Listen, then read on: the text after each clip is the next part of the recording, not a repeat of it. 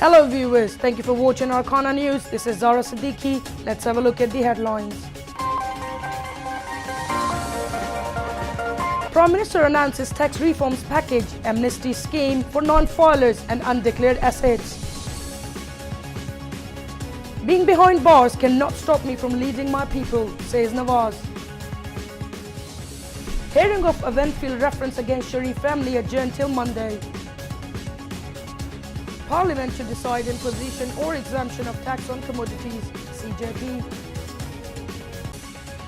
The tax amnesty scheme a slap on the face of honest people, says Imran Khan. Nadra to brief lawmakers on 12th of April regarding overseas voters. 4 senior local Taliban leaders killed in NDS operation in Nangarhar. President Mohammed Abdul Hamid satisfied with the overall situation of the Pashto Channel. Nepal Prime Minister arrives in India. Trade deficit, connectivity likely on agenda.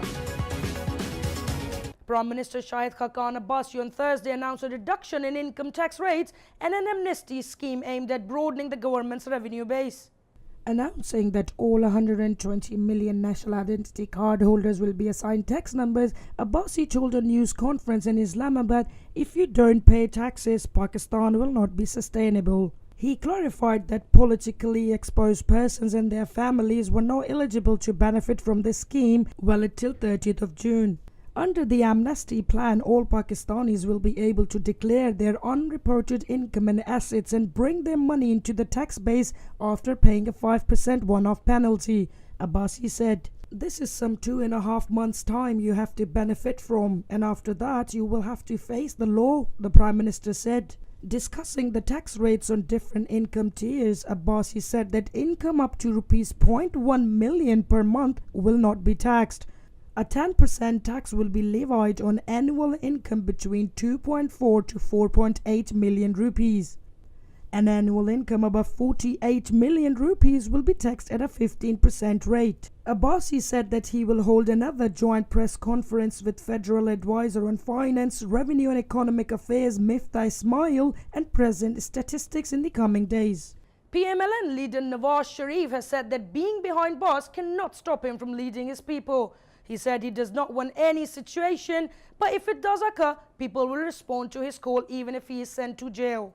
Talking to media outside NAB court, he demanded an open trial so that there is no confusion or equivocation regarding this case. He said he will meet the Prime Minister and suggest him this. He further said that the NAB ordinance was made to target politicians. He informed, "When I was in Attock jail, NAB was formed." He supported the democratic process and said that he does not want any mishap in the country. He said that he wants to see the process of development not getting interrupted by any force. He also asked why the Supreme Court did not take notice of the news of horse trading in the Senate elections.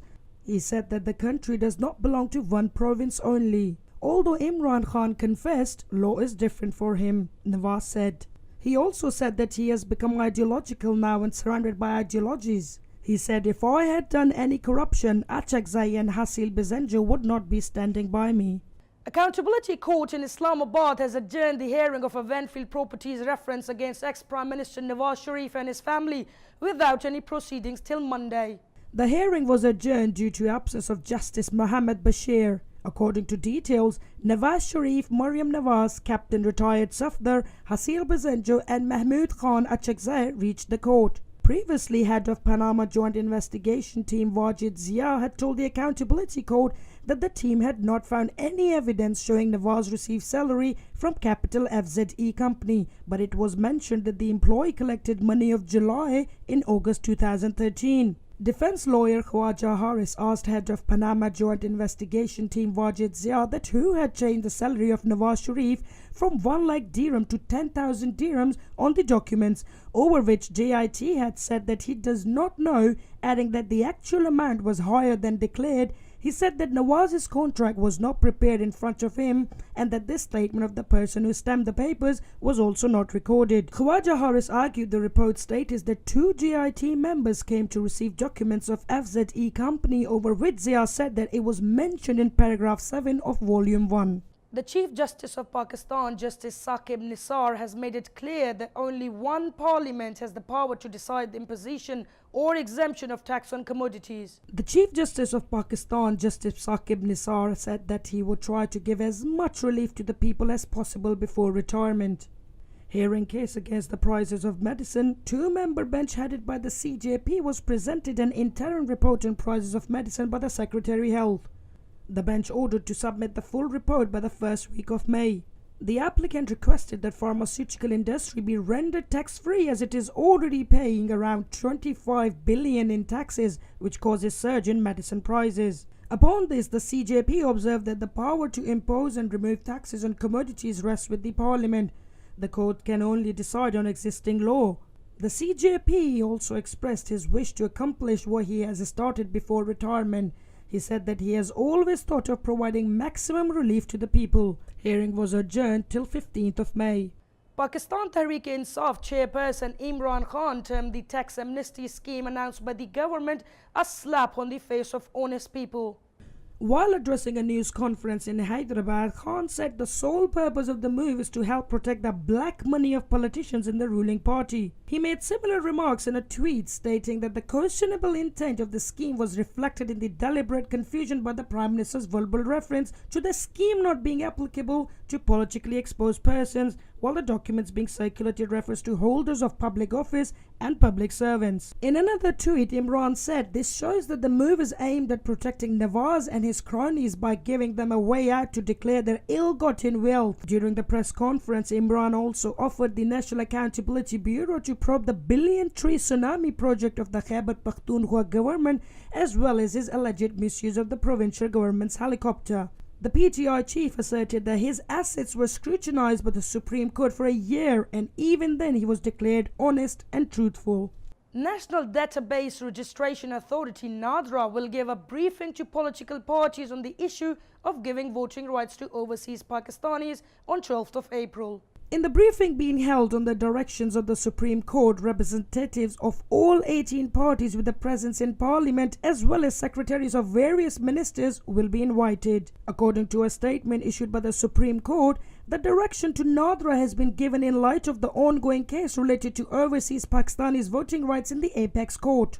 NADRA officials present their briefing in the Supreme Court's auditorium on April 12th at 3 p.m. wherein two representatives of each parliamentary party and secretaries of the Ministries of Foreign Affairs, Interior, Cabinet Division, Information, Law, Parliamentary Affairs and Overseas Pakistanis will be in attendance.